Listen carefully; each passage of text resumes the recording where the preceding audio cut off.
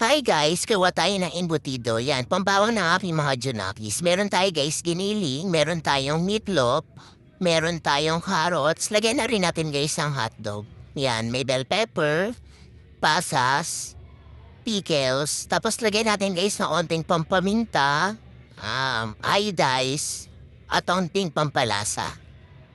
Yan guys, durugin lang natin guys yung ating meatloaf. Yan. Tapos halu-haluin lang natin yan, guys. Pag okay na, guys, pwede na natin ilagay lahat ng ingredients. Lagyan natin, guys, yung carrots, bell pepper, pickles, pasas.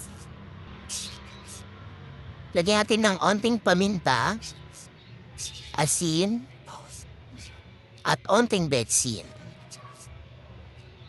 Lagyan natin rin guys ng masukal para mag-balance yung lasa. Lagyan natin ng cornstarch, lagyan natin ng itlog. Yan.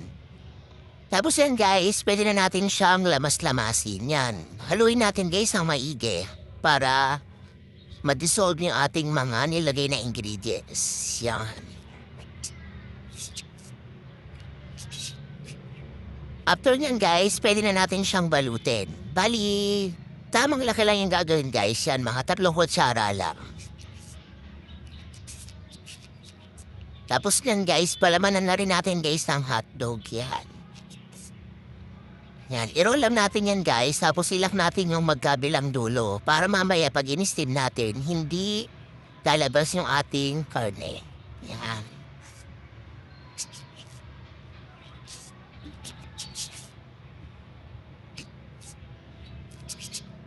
Yan guys, yan yung lakalaki yung ginawa ko.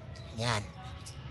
Yan guys, tapos ko na siyang balutin kaya pwede na natin siyang i-steam. Bali, ni-steam yan guys ng 1 hour. After 1 hour, yan na siya. Luto na yan guys. Ito na itsura niya guys. Trito natin, tikman natin kung anong lasa. Medyo okay naman siya guys, masarap. Yan, luto na siya guys. Try ito guys, pambao ng inyong mga chikiting. Yan. Thank you.